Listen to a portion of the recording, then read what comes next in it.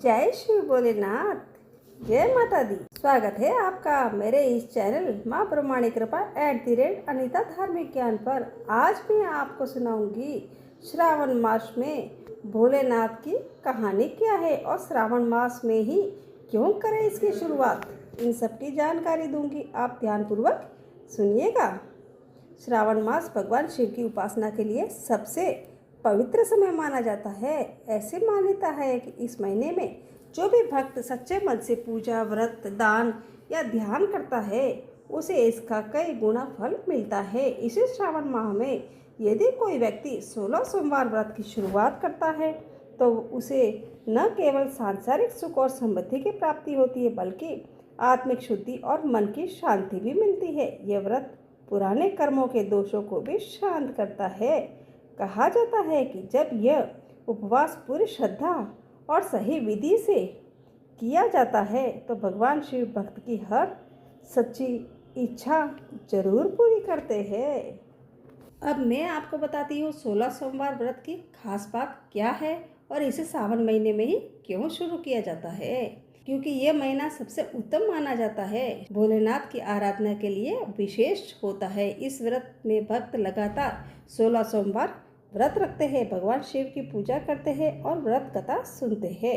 इस संकल्प से व्यक्ति को न सिर्फ पारिवारिक सुख की प्राप्ति होती है बल्कि जीवन में आ रही बाधाएं भी दूर होती है। 16 सोमवार व्रत की शुरुआत के लिए सबसे शुभ समय श्रावण मास को माना गया है। यह महीना भगवान शिव की उपासना के लिए विशेष फलदायी होता है। साल 2025 में श्रावण मास की शुरुआत 11 जुलाई से हो रही है और यह 9 अगस्त तक रहेगी। इस दौरान पहला श्रावण सोमवार 14 जुलाई 2025 को पड़ रहा है, जो 16 सोमवार व्रत की शुरुआत के लिए बेहद शुभ माना जाता है। इस दिन से आप व्रत का संकल्प लेकर लगातार 16 सोमवार तक शिव जी का व्रत रख सकते हैं। मान्यता है कि इस व्रत से भोलेनाथ शीघ्र प्रसन्न होते हैं और व्रती की हर मनोकामना पूरी होती है। अब इसमें 16 सोमवार के व्रत की विधि इस प्रकार है। 16 सोमवार व्रत के दिन सुबह ब्रह्म मुहूर्त में उठना चाहिए, स्नान करके शुद्ध वस्त्र पहनना चाहिए। स्त्रियां साफ या सफ़ेद हल्के रंग के वस्त्र पहन सकती है, जबकि पुरुष पारंपरिक धोती आदि धारण कर सकते हैं। घर में पूजा स्थान या जहाँ शिवलिंग स्थापित है वहाँ सफाई करें और फिर गंगाजल का छिड़काव करके पूरे स्थान को पवित्र करें। शिवलिंग को पहले गंगाजल से स्नान कराएं, फिर गाय के दूध, दही, घी, शहद और शक्कर पंचामृत से अभिषेक करें। इसके बाद शुद्ध जल से धोकर साफ करें। अभिषेक के दौरान ओम नमः शिवाय मंत्र का जाप करते रहे। अब भगवान शिव को बेलपत्र सहित धतूरा, भांग, सफ़ेद पुष्प जैसे कनेर, चमेली आदि, भस्म, विभूति, गाय का दूध, मिठाई, फल और शहद आदि सामग्रियां अर्पित कर सकते हैं। अब बैठकर शांति से ओम नमः शिवाय मंत्र का 108 बार जाप करें। चाहे वे रुद्राक्ष की माला का प्रयोग भी कर सकते हैं। साथ ही भगवान शिव के 108 नामों का स्मरण करना भी शुभ माना जाता है। अब शिव चालीसा का पाठ करना चाहिए। इसके बाद भगवान शिव की आरती करें। पूजा के अंत में भगवान शिव से मनोकामना पूर्ण होने, वैवाहिक सुख, संतान प्राप्ति, पारिवारिक सुख, शांति और समृद्धि की प्रार्थना करें। व्रत पूर्ण श्रद्धा से रखें और संकल्प लें कि आप अगले 16 सोमवार तक इसी तरह नियम पूर्वक पूजा करेंगे। पूरे दिन सात्विक आहार लें, अगर संभव हो तो फलाहार करें। शाम को भी भगवान शिव का स्मरण करें और अगले सोमवार को इसी तरह से व्रत जारी रखें। अब मैं आपको बताऊंगी श्रावण सोमवार के पीछे की कहानी क्या है। श्रावण सोमवार के पीछे की कहानी भगवान शिव और माता पार्वती से जुड़ी हुई है। पौराणिक कथाओं के अनुसार माता पार्वती ने भगवान शिव को पति के रूप में पाने के लिए सावन के महीने में कठोर तपस्या की थी और सोमवार का व्रत रखा था। उनकी तपस्या से प्रसन्न होकर भगवान शिव ने उन्हें अपनी पत्नी के रूप में स्वीकार किया। इसलिए श्रावण का महीना और सोमवार का दिन भगवान शिव को बहुत ही प्रिय है। अब मैं आपको इसके पीछे की कहानी भी सुनाऊंगी, आप ध्यानपूर्वक सुनिएगा। सोमवार का व्रत साधारणतः दिन के तीसरे पहर तक होता है। व्रत में फलाहार या पारायण का कोई खास नियम नहीं है, किंतु ये अवश्य है कि दिन में या रात में केवल एक समय ही पूजन करें। सोमवार के व्रत में शिवजी पार्वती जी का पूजन करना चाहिए। सोमवार के व्रत 3 प्रकार के हैं: साधारण सोमवार, सौम्य प्रदोष और 16 सोमवार विधि। तीनों की एक जैसी ही है। शिव पूजन के पश्चात कथा सुननी चाहिए। व्रत कथा, प्रदोष व्रत कथा तथा 16 सोमवार व्रत कथा तीनों अलग अलग है। जो मैं आपको सोमवार की व्रत की कथा सुनाती हूँ, ध्यानपूर्वक सुनिए। एक नगर में बहुत धनवान साहूकार रहता था। उसके घर में पुत्र नहीं था। वह इसी चिंता में दिन रात दुखी रहता था। पुत्र की कामना के लिए वह प्रत्येक सोमवार शिवजी का व्रत व पूजन किया करता था।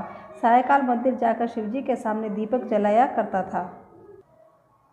उसके इस भक्तिभाव को देखकर एक समय माता पार्वती ने शिवजी महाराज से कहा कि महाराज, यह साहूकार आपका अनन्य भक्त है, सदैव आपका व्रत व पूजन बड़ी श्रद्धा के साथ करता है, आपको इसकी मनोकामना पूर्ण करनी चाहिए। शिवजी ने कहा कि हे पार्वती, यह संसार कर्म क्षेत्र है। किसान खेत में जैसा बीज बोता है वैसा ही फसल काटता है। उसी तरह मनुष्य इस संसार में जैसा कर्म करते हैं वैसा ही फल भोगते हैं। माता पार्वती ने अत्यंत आग्रह से कहा कि महाराज, जब यह आपका अनन्य भक्त है और अगर इसको किसी प्रकार का दुख है तो आपको अवश्य ही दूर करना चाहिए। आप तो सदैव अपने भक्तों पर दयालु होते हो और उनके दुखों को दूर करते हो। यदि आप ऐसा नहीं करोगे तो मनुष्य आपका पूजन तथा व्रत क्यों करेंगे। माता पार्वती का ऐसा आग्रह देख शिवजी कहने लगे कि हे पार्वती, इसके कोई पुत्र नहीं है। इसी चिंता में यह अति दुखी रहता है। इसके भाग्य में पुत्र न होने पर भी मैं इसको पुत्र की प्राप्ति का वर देता हूँ, परंतु वह पुत्र केवल 12 वर्ष तक जीवित रहेगा। इसके पश्चात वह मृत्यु को प्राप्त हो जाएगा। इससे अधिक मैं इसके लिए कुछ नहीं कर सकता। माता पार्वती और भगवान शिव का यह वार्तालाप साहूकार सुन रहा था। उसी से उसको ज़्यादा प्रसन्नता नहीं हुई और न ही कुछ दुख हुआ। वह पूर्व की तरह शिवजी का व्रत व पूजन करता रहा। कुछ समय बाद साहूकार की स्त्री गर्भवती हुई और 10वें महीने में उसने गर्भ से अति सुंदर पुत्र उत्पन्न हुआ। साहूकार के घर में बहुत खुशी मनाई गई, परंतु साहूकार तो यह जानता था कि उसकी केवल 12 वर्ष की आयु है, इसलिए उसने अधिक प्रसन्नता प्रकट नहीं की और न ही किसी को यह भेद बताया। जब वह बालक 11 वर्ष का हो गया तो बालक की माता ने उसके पिता से उसका विवाह करने के लिए कहा। साहूकार ने कहा कि अभी इसका विवाह नहीं करूंगा, मैं अपने पुत्र को काशी पढ़ने के लिए भेजूंगा। साहूकार ने बालक के मामा को बुलाकर उसका बहुत सा धन देकर कहा कि तुम इस बालक को काशी पढ़ने के लिए ले जाओ और रास्ते में जिस स्थान पर भी जाओ यज्ञ तथा ब्राह्मणों को भोजन कराते तथा दक्षिणा देते हुए जाना। दोनों मामा भांजी यज्ञ करते और ब्राह्मणों को भोजन कराते तथा दक्षिणा देते काशी की ओर चल पड़े। रास्ते में उनको एक शहर पड़ा। उस शहर के राजा की कन्या का विवाह था, परंतु जो राजकुमार विवाह करने के लिए आया था वह एक आंख से काना था। उसके पिता को इस बात की बड़ी चिंता थी कि कहीं राजकुमार को देखकर राजकुमारी तथा उसके माता पिता विवाह से किसी प्रकार की अड़चन पैदा न कर दे। जब उसने अति सुंदर सेठ के लड़के को देखा तो मन में विचार किया कि क्यों न द्वारचार के समय इस लड़के के से वर का काम चलाया जाए। ऐसा मन में विचार कर राजकुमार के पिता ने उस लड़के को और उसके मामा से बात की, तब वे राजी हो गए। फिर वह साहूकार के लड़के को वर के कपड़े पहनाकर तथा घोड़ी पर बिठाकर कन्या के द्वार पर ले गए। सभी कार्य प्रसन्नता से पूर्ण हो गया। राजकुमार के पिता ने सोचा कि यदि विवाह कार्य भी इसी लड़के से करा लिया जाए तो क्या बुराई है। ऐसा विचार कर लड़के और उसके मामा ने कहा, यदि आप फेरों तथा कन्यादान के काम को भी करा लो तो आपकी बड़ी कृपा होगी। मैं इसके बदले में आपको बहुत सारा धन दूंगा। दोनों ने इसे सहर्ष ही स्वीकार कर लिया और विवाह कार्य भी बहुत अच्छी तरह से संपन्न हो गया। सेठ का पुत्र जिस समय जाने लगा तो उसने राजकुमारी के चुंदड़ी के पल्ले पर लिख दिया, तेरा विवाह मेरे साथ हुआ है, परंतु जिस राजकुमार के साथ तुमको भेजेंगे वह एक आंख से काना है। मैं काशी पढ़ने जा रहा हूँ। सेठ के लड़के के जाने के पश्चात राजकुमारी ने जब अपनी चुंदड़ी पर ऐसा लिखा हुआ पाया तो उसने काने राजकुमार के साथ जाने से मना कर दिया। उसने अपने माता पिता को सारी बात बता दी और कहा कि यह मेरा पति नहीं है, मेरा विवाह इसके साथ नहीं हुआ है। जिसके साथ मेरा विवाह हुआ है वह तो काशी जी पढ़ने गया है। राजकुमारी के माता पिता ने अपनी कन्या को विदा नहीं किया और भारत वापस चली गई। उधर सेठ का लड़का और उसका मामा काशी पहुँच गए और वहाँ जाकर उन्होंने यज्ञ करना और लड़के ने पढ़ना शुरू कर दिया। जिस दिन लड़के की आयु 12 वर्ष की हुई तो उस दिन उन्होंने यज्ञ रचा था। लड़के के मामा ने कहा कि मामा जी, आज मेरी तबीयत कुछ ठीक नहीं है। मामा ने कहा कि अंदर जाकर सो जाओ। लड़का अंदर जाकर सो गया। थोड़ी देर में उसके प्राण निकल गए। जब उसके मामा ने आकर देखा कि उसका भांजा मृत पड़ा है तो उसको बहुत दुख हुआ। उसने सोचा कि अगर मैं अभी से रोना पीटना मचा दूंगा तो यज्ञ का कार्य अधूरा रह जाएगा। अतः उसने जल्दी से यज्ञ का कार्य समाप्त कराकर ब्राह्मणों को जाने के बाद रोना पीटना शुरू कर दिया। संयोगवश उसी समय शिव पार्वती उधर से जा रहे थे। जब उन्होंने जो ज़ोर ज़ोर से रोने की आवाज़ सुनी तो पार्वती कहने लगी कि महाराज, कोई दुखिया रो रहा है, इसके कष्ट दूर कीजिए। जब शिव पार्वती वहाँ पहुँचे तो उन्होंने पाया कि वहाँ एक लड़का मृत पड़ा था। माता पार्वती कहने लगी कि महाराज, यह तो उसी सेठ का लड़का है जो आप में वरदान से उत्पन्न हुआ था। शिवजी ने कहा कि हे पार्वती, उसकी आयु इतनी ही थी, वह भोग चुका है। तब पार्वती जी ने कहा कि हे महाराज, यह बालक को आयु दो, नहीं तो इसके माता पिता तड़प तड़प कर मर जाएंगे। माता पार्वती के बार बार आग्रह करने पर शिवजी ने उसको वह जीवन का वरदान दिया। शिवजी की कृपा से वह लड़का जीवित हो गया। शिवजी और पार्वती कैलाश पर्वत को चले गए। शिक्षा पूर्ण होने पर वह लड़का और उसका मामा उसी प्रकार यज्ञ करते, ब्राह्मणों को भोजन कराते तथा दक्षिणा देते अपने घर की ओर चल पड़े। रास्ते में उस शहर में आए जहाँ उस लड़के का वहाँ की राजकुमारी के साथ विवाह हुआ था। वहाँ आकर उन्होंने यज्ञ आरंभ कर दिया। उस लड़के के ससुर वहाँ के राजा ने उसको पहचान लिया और महल में ले गए। उसकी बहुत आवभगत की, बहुत से दास दासियों सहित आदरपूर्वक अपनी राजकुमारी और जमाई को विदा किया। जब वे अपने शहर के निकट आए तो माता ने कहा कि मैं पहले तुम्हारे घर जाकर तुम्हारे माता पिता को खबर कर आता हूँ। जब उस लड़के का मामा घर पहुँचा तो लड़के के माता पिता घर के छत पर बैठे थे।